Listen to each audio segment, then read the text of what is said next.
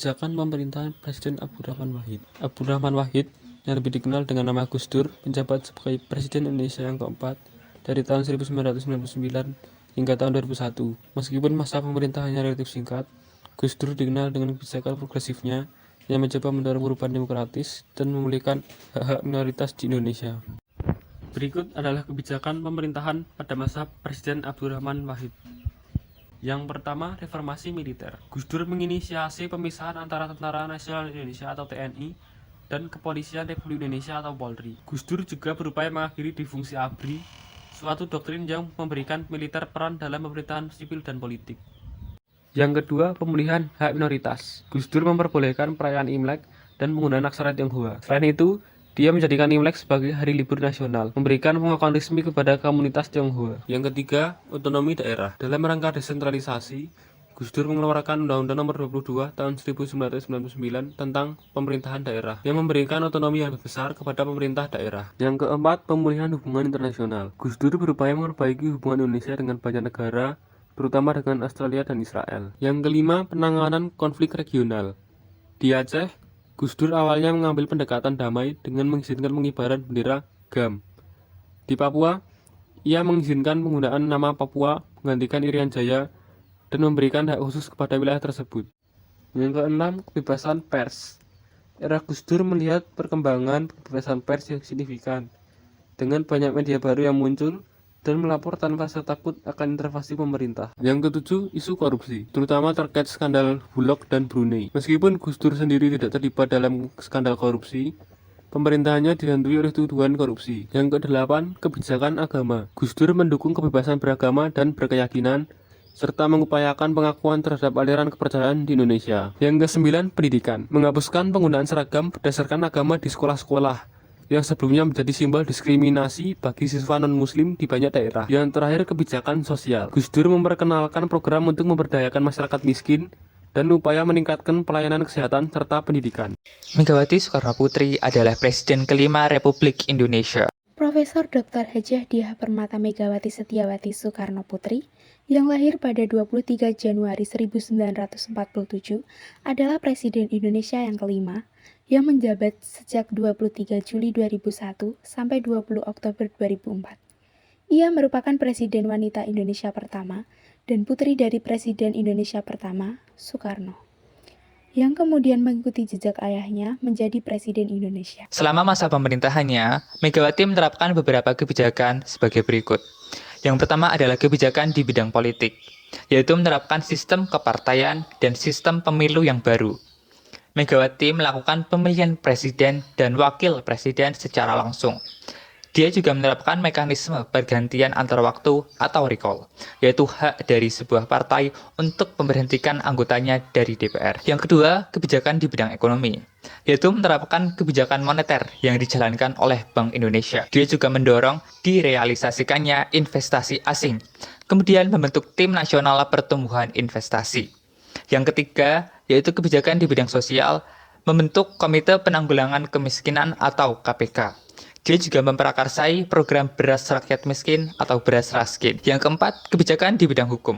Megawati merumuskan konsep reformasi hukum yang penuh, kemudian melakukan pengkajian terhadap perundangan yang berlaku, merevisi, dan melakukan pembaruan. Kemudian dia juga menerbitkan sejumlah ketentuan perundangan yang baru. Dia juga membarui ketentuan perundangan untuk mengoptimalkan peran dan fungsi para pelaku hukum. Megawati turut menyelesaikan masalah-masalah hukum di masa lalu. Dia juga meningkatkan kapasitas lembaga peradilan dan menerbitkan ketentuan perundangan tentang hak asasi manusia. Jenderal TNI Hon. Profesor Dr. Haji Susilo Bambang Yudhoyono MA lahir 9 September 1949 atau lebih dikenal dengan inisialnya SBY, adalah Presiden Indonesia ke-6 yang menjabat sejak 20 Oktober 2004 sampai 20 Oktober 2014. Ia merupakan presiden pertama di era reformasi yang terpilih melalui pemilihan umum secara langsung. SBY bersama Wakil Presiden Muhammad Yusuf Kalla terpilih dalam pemilu presiden 2004. Selama periode pertama kepemimpinan Presiden Susilo Bambang Yudhoyono 2004-2009, terdapat beberapa kebijakan dan program utama yang diterapkan di Indonesia. Beberapa di antaranya termasuk 1. Program infrastruktur. Pemerintah SBY fokus pada pembangunan infrastruktur termasuk jalan, pelabuhan, dan bandara. Program ini bertujuan untuk meningkatkan konektivitas antar wilayah dan mendukung pertumbuhan ekonomi. 2. Program pengentasan kemiskinan. Program pemerintah untuk mengurangi kemiskinan termasuk Program Nasional Pemberdayaan Masyarakat atau PNPM dalam bantuan langsung tunai atau BLT.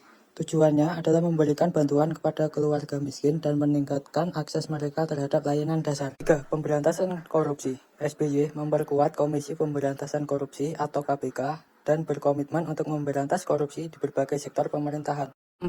Pemulihan ekonomi. Selama masa pemerintahannya, SBY menghadapi berbagai tantangan ekonomi, termasuk dampak krisis keuangan global. Pemerintah mengambil langkah-langkah untuk menjaga stabilitas ekonomi dan pertumbuhan. 5. Kebijakan luar negeri. SBY mengambil peran aktif dalam diplomasi regional dan internasional. Salah satu pencapaian terbesarnya adalah mediasi damai dalam konflik Aceh, yang mengakhiri konflik selama beberapa dekade. 6. Pengembangan energi dan lingkungan. Pemerintahannya berusaha untuk mengembangkan sektor energi terbarukan dan menjaga lingkungan hidup dengan meluncurkan program 10.000 MW untuk meningkatkan kapasitas pembangkitan listrik. 7. Kebijakan pendidikan. Pemerintahannya juga berusaha meningkatkan kualitas pendidikan dengan mengimplementasikan berbagai program pendidikan seperti Gerakan Nasional Literasi dan Gerakan Nasional Revolusi Mental. Selain itu, pemerintah SBY periode pertama juga diwarnai oleh berbagai tantangan politik dan ekonomi. Setelah memenangkan pemilihan presiden pada tahun 2004, SBY memimpin Indonesia dalam periode penting dalam sejarah negara. Kebijakan pemerintahan Presiden Susilo Bambang Yudhoyono periode kedua. Pada pemilu 2009, Dr. Haji Susilo Bambang Yudhoyono terpilih kembali menjadi Presiden Republik Indonesia untuk periode kedua pada tahun 2009 sampai 2014 dengan didampingi Wakil Profesor Dr. Budiono MSI. Kebijakan ekonomi. Yang pertama, mengurangi subsidi negara atau menaikkan harga bahan bakar minyak. Yang kedua, bantuan langsung tunai kepada masyarakat miskin, akan tetapi bantuan tersebut dihentikan sampai pada tangan rakyat atau masyarakat yang membutuhkan Bank Indonesia untuk menetapkan 4 kebijakan. Yang pertama, suku bunga Bank Indonesia. Yang kedua, nilai tukar. Yang ketiga, operasi moneter. Yang keempat, kebijakan makroprudensial untuk pengelolaan likuiditas dan makroprudensial lalu lintas modal. Kebijakan sosial dan budaya. Yang pertama, kebijakan sosial. 1. Presiden Susilo Bambang Yudhoyono berhasil meredakan berbagai konflik di Ambon, Sampit, dan Aceh. Yang kedua, pemerintah tidak lagi mencanangkan transmigrasi. Yang ketiga, dibuat undang-undang mengenai pornografi dan provokasi. Kedua, kebijakan budaya. Pada masa pemerintahan Presiden Susilo Bambang Yudhoyono, terlihat jelas kemundurannya. Namun, terdapat keberhasilan yang cukup menarik perhatian, yaitu dengan pengakuan dari UNESCO bahwa batik adalah warisan budaya Indonesia. Kebijakan politik. Yang pertama, terbentuknya strategi kemitraan-kemitraan dengan negara-negara lain seperti Jepang, Cina, India, dan lain-lain. Yang kedua, bersifat pragmatis, kreatif, dan optimis. Yang ketiga, konsep trust, yaitu membangun kepercayaan terhadap dunia internasional. Kebijakan pemerintahan Presiden Joko Widodo. Joko Widodo lebih dikenal dengan sebutan Jokowi. Ia lahir di Surakarta, Jawa Tengah 21 Juni 1961 dari pasangan Noto Miharjo dan Sutiatmi Noto Miharjo. Jokowi adalah anak pertama dari 4 bersaudara. Ketiga adiknya perempuan semua bernama Iit Liantini, Hidayati, dan Titik Relawati. Dalam masa pemerintahannya, Jokowi menyampaikan beberapa kebijakan, yaitu pada bidang ekonomi. Pertama, mendorong daya saing industri nasional melalui deregulasi, debirokratisasi, serta penegakan hukum serta kepastian usaha. Kedua, mempercepat proyek strategis nasional dengan menghilangkan berbagai hambatan dan sumbatan dalam pelaksanaan dan penyelesaian proyek strategis nasional. Antara lain, penyederhanaan izin, penyelesaian tata ruang, dan penyediaan lahan, percepatan penyediaan barang dan jasa pemerintah, serta diskresi dalam penyelesaian hambatan dan perlindungan hukum. Ketiga, meningkatkan investasi di sektor properti. Selanjutnya, pada bidang sosial, pertama, menjamin akses pelayanan pendidikan dari kesehatan yang terjangkau dan merata. Kedua, setiap warga negara mendapatkan hak yang sama tanpa merasa diabaikan dan dibedakan. Ketiga, semua warga negara berhak mendapatkan kesempatan yang setara dalam mendapatkan pelayanan dari negara dan berhak atas pekerjaan dan penghidupan yang layak. Kemudian, pada bidang hukum, 1. Reformasi kebijakan pidana. 2. Penghapusan hukuman mati. 3. Kebebasan berpendapat dan berekspresi. 4. Pemindahan dengan hukuman badan. 5. Penguatan kebijakan atas perlindungan saksi dan korban.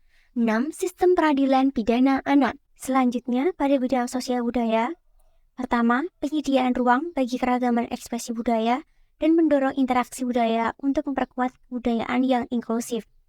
Kedua, melindungi dan mengembangkan nilai, ekspresi dan praktik kebudayaan tradisional untuk memperkaya kebudayaan nasional. Ketiga, mengembangkan dan memanfaatkan kekayaan budaya untuk memperkuat kedudukan Indonesia di dunia internasional. Keempat, memanfaatkan objek pemajuan kebudayaan untuk meningkatkan kesejahteraan masyarakat. Kelima, memajukan kebudayaan yang melindungi keanekaragaman hayati dan memperkuat ekosistem. Keenam, reformasi kelembagaan dan penganggaran kebudayaan untuk mendukung agenda pemajuan kebudayaan. Terakhir, meningkatkan peran pemerintah sebagai fasilitator pemajuan kebudayaan.